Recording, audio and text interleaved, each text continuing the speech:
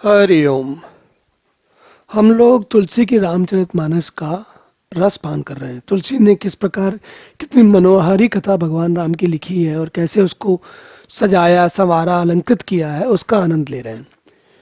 और वैसे तो ये कथा 450 वर्ष पूर्व तुलसी ने स्वयं लिखी थी, लेकिन इसका हम कभी कभी बीच में बार बार कभी चर्चा करते हैं कि इस कथा में अधिकांश भाषा अवधि का प्रयोग हुआ है, और कभी कभी ऐसा भी है कि संस्कृत का भी प्रयोग हुआ है।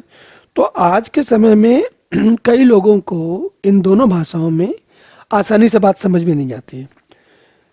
और इस कथा को अगर आप हिंदी में कोई लिखना चाहे, जैसा कि तुलसी ने लिखा है, तो संभवतः वो मैं नहीं जानता किसी ने किया है कि नहीं किया है। अगर करे भी तो शायद तुलसी इतना अच्छा नहीं कर सकता वो। और इसके अलावा एक और भी बात है कि अवधि जो है वो हिंदी और अवधि में वास्तविकता में कोई अंतर नहीं है। आज जिसे हम हिंदी कहते हैं, आज से 450 साल पहले तब उसको अवधि नहीं कहते थे। उसको जो भाषा कहते थे वही अवधि कहलाई बाद में आगे चल के। तो जैसे आज हम कहते हैं, जो अपनी भाषा को हिंदी कहते हैं, उसको नाम देते हैं, कल को इस भाषा का नाम कोई और जाना जाए तो क्या होगा? ऐसा थोड़ी कि हमारी भाषा बदल जाएगी, भाषा एक ही रहेगी। लेकिन भाषा का जो थोड़ा व्याकरण है, थोड़ा उसका रूप रंग है, शब्द, विशेषकर शब्द बदल जाते हैं। आप देखेंगे अवधि में और हिंदी में कुछ शब्द हैं जो अवधि अवधि में अधिक प्रयोग होते हैं, आजकल नहीं मिलते। और इसके अतिरिक्त वो वो संदर्भ नहीं मिलता जितना कि उस समय के हिसाब से मिलता था। खैर, तो ये एक प्रयास है, सीधा सा प्रयास ये है कि तुलसी की रामचरितमानस का आनंद लिया जाए। आज के समय में बहुत से लोग बहुत से क्षेत्रों में अखंड पाठ रामायण का होता है, रामचरितमानस का। जब हम अखंड रामायण कहते हैं तो हम वास्तव में अखंड रामचरितमानस पढ़ रहे होते हैं। जो भी अखंड रामायण कही जाती है, मैंने जब भी आज तक सुनी है, हमेशा अखंड रामचरितमानस ही होती है। लेकिन हम कहते हैं उसे अखंड रामायण है, क्योंकि रामायण हम वाल्मीकि नाम से के नाम वाली जानते हैं, और जो तुलसी जी ने लिखी रामचरितमानस उसको भी हम रामायण ही कहते हैं। तो संदर्भ ये आता है कि भाई अब लोग पढ़ते हैं लेकिन ठीक से भाव समझ में नहीं आता, केवल शब्दों को पढ़ के रह जाते हैं। तो जैसे कोई बहुत गंभीर श्लोक हो संस्कृत का, जो बहुत बहुत काम की बात बताता हो, उस श्लोक को कोई बड़ी मधुर स्वर लहरी में सुरीले संगीत में पिरो के बार बार गाए, तो उस गायन से उस श्लोक का अर्थ नहीं समझ में आएगा। गायन से केवल गायन होता है। तो इसी प्रकार अखंड रामायण में भी ये स्थिति देखी जाती है, और इसलिए ऐसा लगता है कि थोड़ी चर्चा होनी चाहिए, ताकि लोगों को उसके पीछे वास्तविक कथा क्या है, तुलसीदास जी का मंतव्य क्या है, क्यों उन्होंने इतनी, कैसे उतनी मनोहारी कथा लिख पाए, और वास्तव में वो क्या बताना चाहते थे। तो उसका बड़ा अच्छा उदाहरण हमको इस सत्र में मिलने वाला है। चलिए देखते हैं क्या बात है। तो हमने देखा कि पिछले सत्र में भगवान शिव और पार्वती जी बागंबर बिछा के भगवान शिव जी बैठे हैं और पार्वती जी आई, तो उन्होंने उनको अपने समीप बैठाया, जैसे कि पति पत्नी प्रेम से एक दूसरे के साथ बैठते हैं। और तब पार्वती जी ने पूछा, क्या पूछते हैं? कहती हैं, अति आरती पूछूं सुरराया, रघुपति कथा कहो कहो करिदाया, प्रथम सो कारण कहो विचारी, निर्गुण ब्रह्म सगुण बपुधारी। ये जो प्रश्न है, देखिए ये लिखा ना, जो कौन कारण विचार कर बतलाइए जिससे निर्गुण ब्रह्म सगुण रूप धारण करता है। अब हम सभी लोग क्या करते हैं, रामायण को, हम रामचरितमानस को हम कथा के रूप में जानते हैं, और कथा के रूप में उसका रसास्वादन भी करते हैं। परंतु यहाँ बार बार जिक्र आता है, बार बार चर्चा होती है इस बात की कि भाई भगवान राम की ये जो मनोहारी कथा है, वो इतनी अधिक मनोहारी हो गई है कि वो हमें उसका लाभ किनारे चला गया। हम उसके रस में, उसके आनंद में ही मग्न रहते हैं, ये भूल जाते हैं कि कथा कह क्या रही, कहना क्या चाह रही। जैसे एक एक और भी इसको हम एक और प्रकार से देख सकते हैं। अगर हमें पता चले कोई कोई बहुत कड़वी दवा मीठे शक्कर या किसी गुड़ में या किसी मीठी चीज में मिला के खिलाई जाए तो क्या होता है, हमको उसका मीठापन जो है वो आकर्षित करता है। और मतलब हम बड़ों के साथ तो ऐसा नहीं होता, लेकिन मान लीजिए बच्चे का समझिए, तो बच्चा जब दवा का सेवन करना चाहेगा, हो सकता है बच्चा माँ से कहे, बच्चा या बच्ची बार बार जाके कहे कि भाई मुझे वो दवा पीनी है, तो माँ समझ जाती है कि बच्चा इसलिए नहीं दवा मांग रहा क्योंकि उसमें उसका कड़वापन अच्छा लगता है या उसके अंदर की जो वास्तविक बात है, जो उसे जो लाभ मिलने वाला है, बच्चे की उसमें कोई रुचि नहीं होती। बच्चे को तो केवल स्वाद पसंद आ रहा होता है और इसलिए वो बार बार मांगता है। अब इसमें इस कथा में जो तुलसी हमें बार बार बताना चाहते हैं, देखिए यहाँ जो बोल्ड फॉन्ट में लिखा हुआ ना, ये निर्गुण ब्रह्म, तो तुलसी निर्गुण ब्रह्म के बारे में बार बार बताना चाहते हैं। और क्यों बताना चाहते हैं? क्योंकि जब ब्रह्म को हम समझने जाते हैं, भगवान राम को समझने जाते हैं, तो उनका वास्तविक जो रूप है या वास्तविक अर्थ है वो निर्गुण ब्रह्म में ही प्राप्त होता है।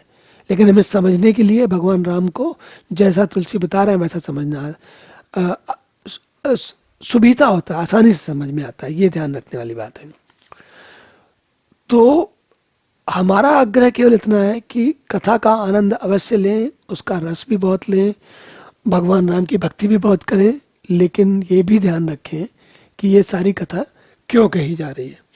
और इसीलिए तुलसी भी कह रहे हैं, देखिए, क्योंकि तुलसी ने कथा के आरंभ में पार्वती जी के मुंह से सबसे पहले क्या कहला है? पार्वती जी सबसे पहला प्रश्न यही पूछ रही हैं कि ये बताइए ऐसा क्या कारण है जिससे निर्गुण ब्रह्म सगुण रूप का धारण करता है। और ये बात इसलिए कह रहे हैं क्योंकि तुलसी जानते हैं कि हम में से कई ऐसे लोग होंगे जो इस प्रश्न पर विचार के बारे में जानना चाहेंगे कि भाई ये कथा ऐसी क्यों कही जा रही है। इसीलिए तुलसी पार्वती जी के मुंह से इस प्रश्न को बुलवाते हैं, कहते हैं।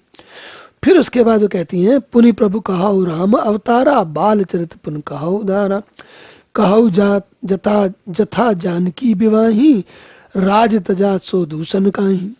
देखिए, तो ये फिर कहती हैं, पार्वती जी कहती हैं, तो देखिए आनंद, देखिए अच्छी बात भी सीखनी है, मजे में भी सीखनी है, आनंद के उसका रस लेकर भी सीखनी है। तो कह रही हैं भगवान राम के अवतार के बारे में बताइए, कैसे बालक राम है उनके बारे में बताइए, और जानकी के साथ उनका विवाह कैसे हुआ उसके बारे में बताइए। फिर राज्य उन्होंने किस दोष के कारण उनको राज्य छोड़ना पड़ गया। और उसके बाद फिर वो आगे कहती हैं, वनवासी कीन है चरित्र पारा, वन में कौन कौन से उन्होंने चरित्र किए। कहा नाथ जी में रावण मारा ये बताइए कि रावण को किस प्रकार मारा उन्होंने। तो सारी जो उनकी लीला है वो कहिए। और जब ये सारी बात कहते हैं फिर उसका देखिए पूछने के बाद वो पूरी बात पूछ डाली उन्होंने। कहते हैं कि प्रजा सहित रघुवंश बनी किम गवने निज धाम, अपने निज धाम को कैसे गए, तो आरंभ से लेकर सब कुछ उन्होंने कह दिया। फिर उसके बाद और भी कहती हैं पुनि प्रभु कहाओ सो तत्व बखानी, जय विज्ञान मगन मुनि ज्ञानी, भगति ज्ञान विज्ञान विरागा, पुनि सब वर्णाओ सहित विभागा। देखिए, आप उस तत्व को समझा कर कहिए जिसकी अनुभूति में ज्ञानी मुनिगण सदा मग्न रहते हैं। भक्ति ज्ञान विज्ञान और वैराग्य का विभाग सहित वर्णन कीजिए, मतलब पूरा एक एक विभाग उसका पूरे विवरण से समझाइए। मतलब ऐसा नहीं है कि थोड़ा सा ऊपर से छोड़ के बता के चले गए, पूरी बात कहिए, पूरा आनंद लेंगे हम लोग। और उसके बाद देखिए तुलसी बिल्कुल पूरे यहाँ तुलसी जो है पूरे के पूरे उत्साह में आ गए हैं।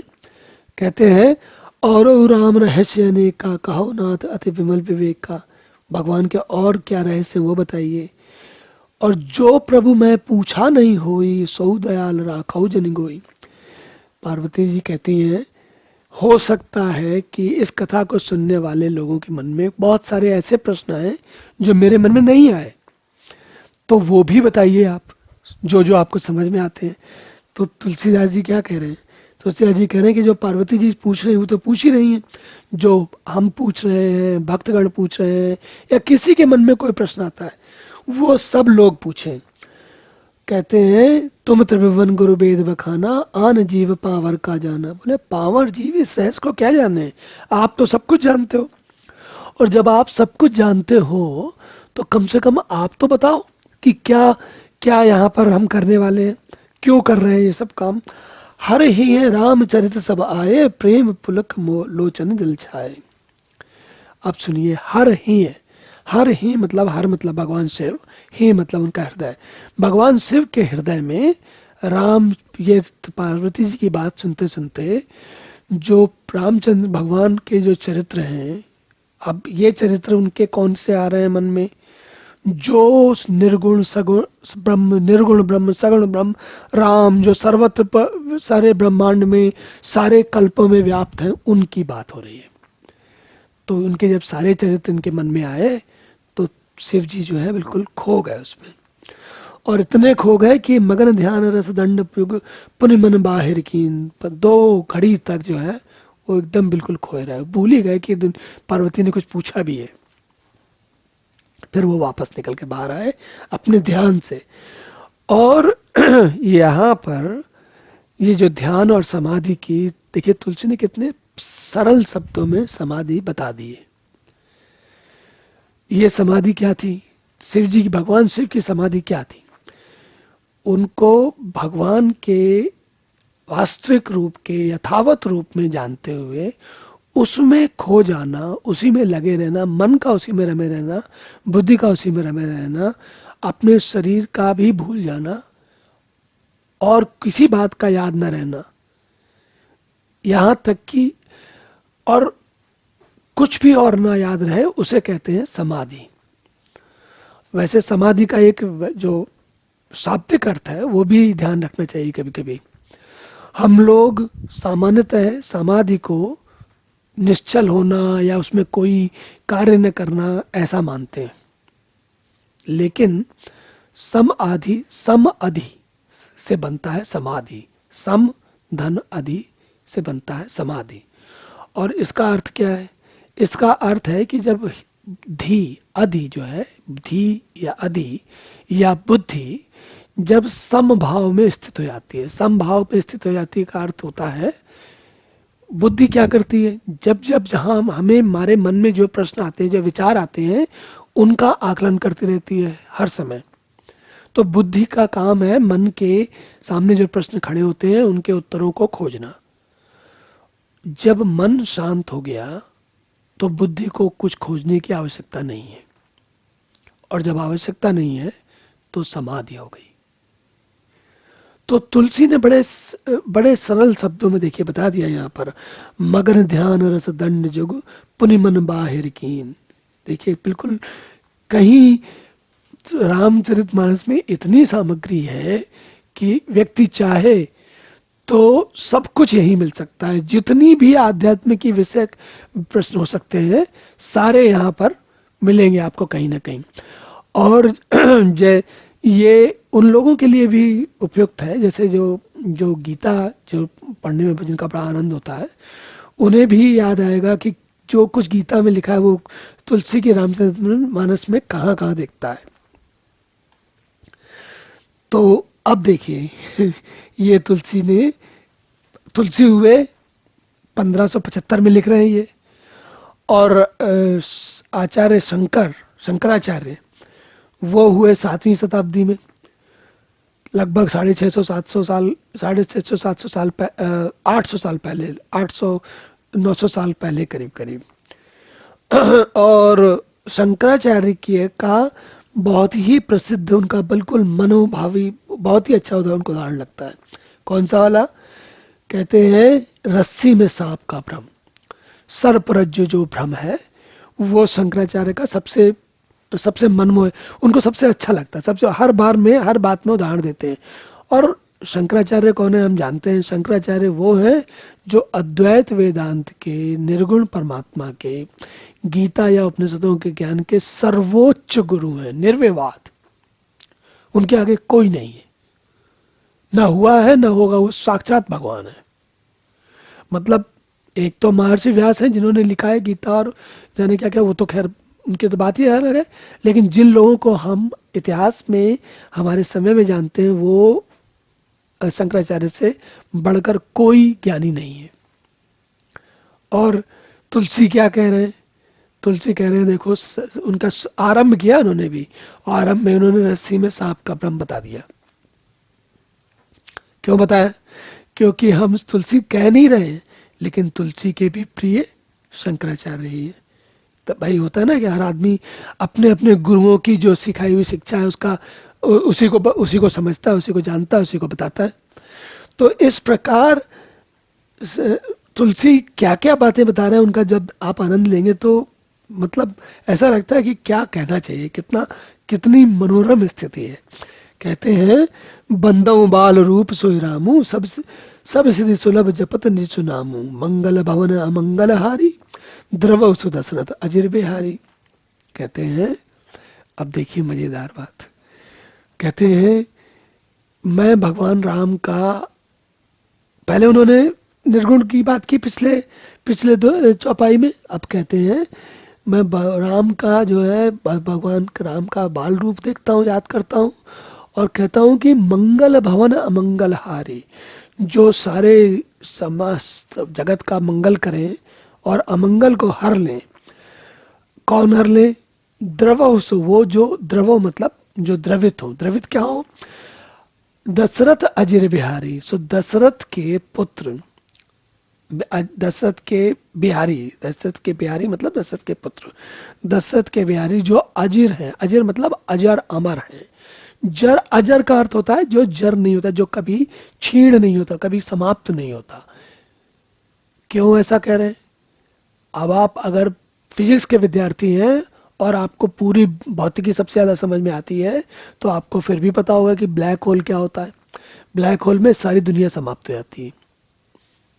तो ये ऐसे अजर हैं कि ब्लैक होल में भी समाप्त नहीं होते। तो अब क्या कह रहे हैं? मंगल भवन मंगल हारी, द्रव सुदशरथ अजिर बिहारी। और फिर कहते हैं कर प्रणाम राम ही त्रिपुरारी, हर्ष सुदासम गिरा उचारी, धन्य धन्य गिरिराज कुमारी, तुम सन समान नहीं को उपकारी। अब देखिए ये बात मजेदार, देखिए कह रहे हैं ये आनंद कहानी का लगभग लगभग आप उसको ऐसे समझिए, हमने पुरानी जो 70 के दशक में हिंदी फिल्में आती थी उनमें हम लोग देखते थे क्या होता था कि कभी उन कई फिल्मों में कई सारे कलाकार होते थे, बड़े नामी कलाकार। तो अमिताभ बच्चन हैं, विनोद खन्ना जी हैं, वो शत्रुघ्न सिन्हा जी हैं, या और कई लोग हैं, या वो डैनी डेंगजुंगपा हैं। तो ऐसे कई सारे लोग हैं, उनमें से कुछ विलेन हैं और कुछ हीरो बनते हैं। कभी कभी क्या होता है कि किसी बड़े जो स्थापित विलेन हैं या स्थापित हीरो हैं, वो कभी कभी किसी फिल्म में दोनों मित्र का काम करते हैं। तो क्या होता है, लेकिन शुरुआत में वो ऐसी हरकतें करते हैं ऐसा लगता है कि वो झूठ मूठ की लड़ाई करते हैं। तो देखने वाला अब उसको एक अभ्यास पड़ा हुआ है कि भाई एक विलेन है और एक हीरो है, लेकिन जब वो शुरुआत में झूठ मूठ की लड़ाई करते हैं तो आपको लगता है कि अरे ये तो वही है, ये विलेन विलेन है और ये हीरो हीरो है। लेकिन थोड़ी देर के बाद अचानक दृश्य परिवर्तित हो जाता है और वो दोनों मिल जाते हैं गले। तो झूठ मूठ की बड़ी तेज लड़ाई करके फिर वो दोनों मिल जाते हैं। तो वो ऐसा चित्र जो होता है वो आपके मन में एक विशेष प्रभाव डालता है। बच्चों को ये चित्र बहुत अच्छा लगता है। और हम सभी बौद्धिक रूप से भले ही बहुत परिपक्व हो जाए, लेकिन मन के स्तर पर कई बार हमारा मन भी बच्चों जैसा ही होता है। और अच्छी बात है, मन बच्चों जैसा होने में कोई समस्या नहीं है। सभी को आनंद लेना चाहिए। और प्रकृति है, जिसने जब भगवान ने जिसको जैसा मन जैसी बुद्धि दी है वैसी दी है, उसका कोई कुछ कर नहीं सकता। तो यहाँ यही बात क्या आई है? तो ये कहते हैं देखिए, ये कहते हैं धन्य धन्य गिरिराज कुमारी, तुम समान नहीं को उपकारी। वो कहते हैं देखो, पूछो रघुपति कथा प्रसंगा, सकल लोग जग पावनी गंगा, तुम रघुवीर चरण अनुरागी, कीन्हे प्रश्न जगत हित लागे। क्या बात है। तो धन्य धन्य कह रहे हैं गिरिराज कुमारी, तुम धन्य हो भाई, तुमसे समान, तुम्हारे समान जगत का जगदम्बा भवानी, तुमसे अधिक जगत का उपकार करने वाला कोई और है नहीं। कैसे? कहते हैं, पूछो रघुपति कथा प्रसंगा, सकल लोक जग पावनी गंगा। पूरे जगत जगत को गंगा की तरह पवित्र करने वाली जो राम की कथा है, उसके बारे में तुमने पूछा मुझसे। और तुम जो है स्वयं, तुम्हें रघुवीर के चरण में अनुराग है, और ऐसा तो प्रश्न किया है जो जगत के हित वाला है। और फिर क्या कहते हैं जरा देखिए, राम कृपाते पार्वती सपने तव मन माही, शोक मोह संदेह भ्रम मम विचार कछु नाई। देखिए, सारी कथा अभी तक इस बात पे चल रही थी कि सती को भ्रम हो गया, और सती जो है वहां से सती ने भ्रम के चक्कर में आत्मदाह कर लिया, सब गड़बड़ हो गया। अब क्या कह रहे हैं भगवान शिव कि पार्वती, तुमने जितने घुमा फिरा के जो बात कही है, वो तुम केवल तुम्हारे बहाना है। वास्तव में तुम सारी भगवान का रूप कैसा क्या है वो सब भली भांति जानती हो। मेरे मन में ऐसा कोई भ्रम नहीं है, तुम्हें सब पता है, और तुम्हें सब कुछ पता है। तुम जानबूझ के केवल ये चरित्र अभिनय कर रही हो, पूछ न जानने का। क्यों कर रही हो? क्योंकि तुम चाहती हो कि सारे जगत को लाभ मिले। सारे जो तो हमारे जो जगत में जगत माता है पार्वती जी, तो भवानी क्या कह रही है, हमारे पुत्रों को, हमारे संतानों को अच्छी शिक्षा मिले, उनका जीवन सुखमय हो, ये चाहती है। इसलिए वो भगवान शिव से उन्होंने कहा है कथा सुनाने के लिए। अब इसके बाद हम अगले सत्र में पुनः मिलते हैं कि कैसे कथा के बारे में आगे क्या बात होती है।